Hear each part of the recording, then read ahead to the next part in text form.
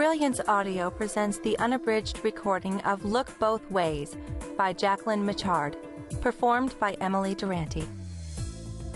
For Pamela English, What Hearts Your Heart Has Touched.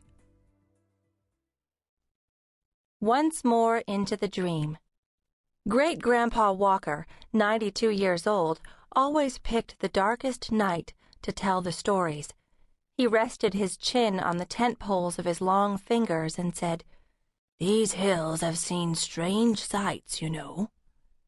Even the twins, teenagers Mallory and Meredith, the oldest of the Brynn grandchildren and technically past the days of campfire stories, couldn't help but shiver.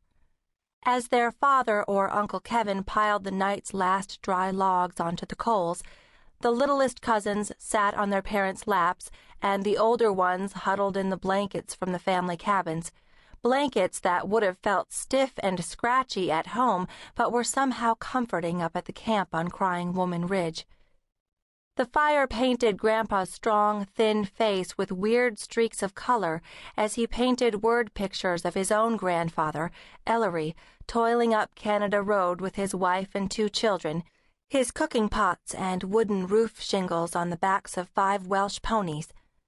Before that, they'd sailed to New York in a packet boat off the wild coast of Wales, determined to scrape a living from the rich veins of copper beneath this rough land. They were Welsh miners, used to deprivation and harsh conditions, and so they prospered. Ellery Brynn's first home was the many times updated cabin that still stood in the middle of the cabin camp, a house only a few hundred feet from the mine shaft he helped to build.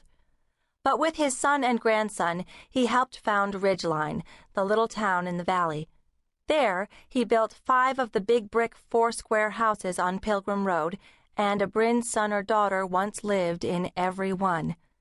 Now, only Meredith and Mallory's father, Tim, and his family lived in the house where Tim had grown up.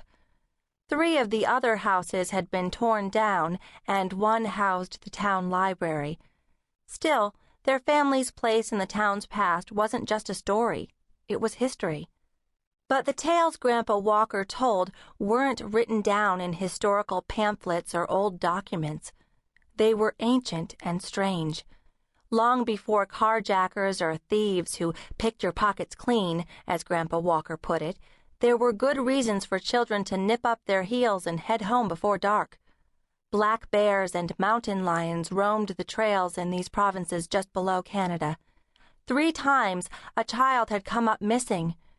His grandfather's best friend was called Oberlin Bent Tree, a Cree Indian, and Oberlin's French wife, Regine, swore that one of those children was adopted by the lions, that she ran wild, brown and agile as the cubs, her long, long dark hair streaming.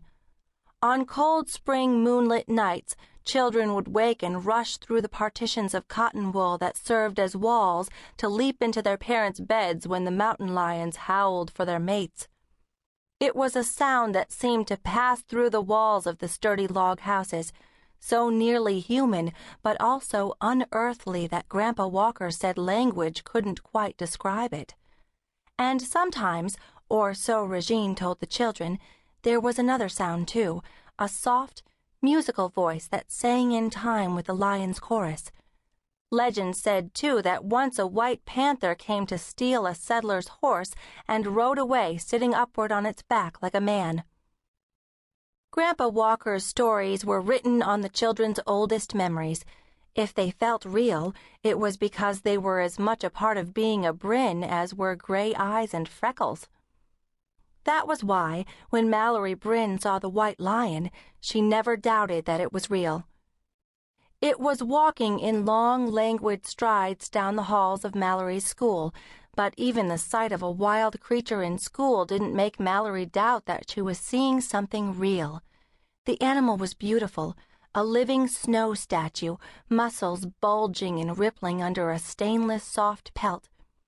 It was beautiful except for the fact that the eyes in its great triangular head were somehow human. The lion